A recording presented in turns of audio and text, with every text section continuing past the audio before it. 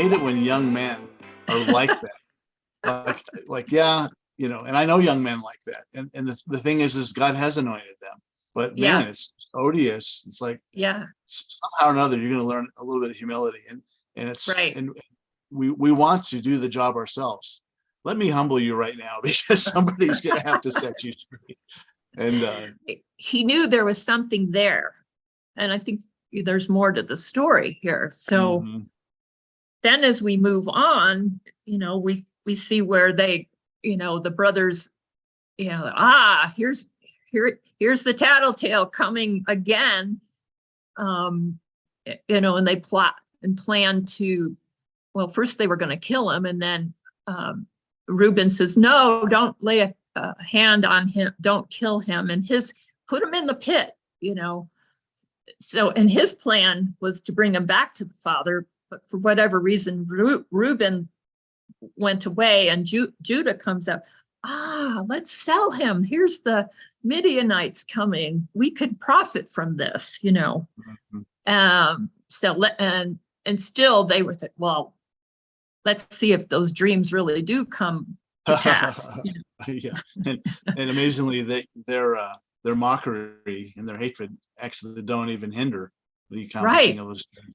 It's also interesting how they act like they go back to Dad and say he got killed. He must have gotten killed by a wild beast. Here's the coat that you gave him, covered with blood now. Here's a new color added to the coat that you chose to give to him instead of to us. And even the irony of that vengeance of we're giving the coat back to you now, bloodied, that some animal must have done. And now he's in Egypt. Yeah, he's in Egypt.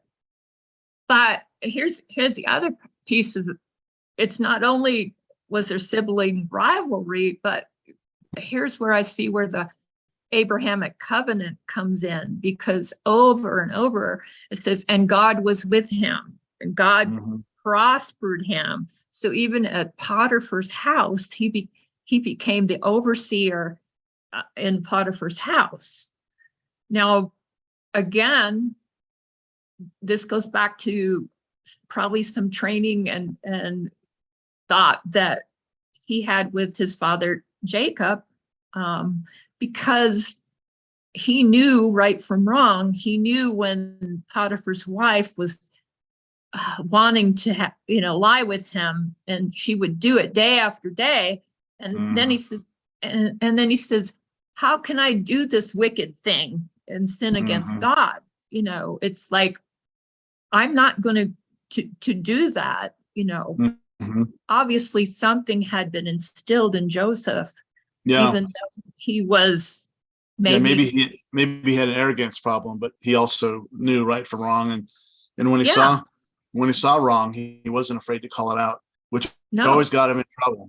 And to me, a side question is it better to keep your mouth shut when it comes to wickedness to avoid conflict, or is it better to call it out, even though you're gonna? I'm sure he knew, particularly after maybe the reason he waited day after day to correct Potiphar's wife was because he knew that it would probably get him into trouble when he called it out. And first Potiphar then throws him into prison.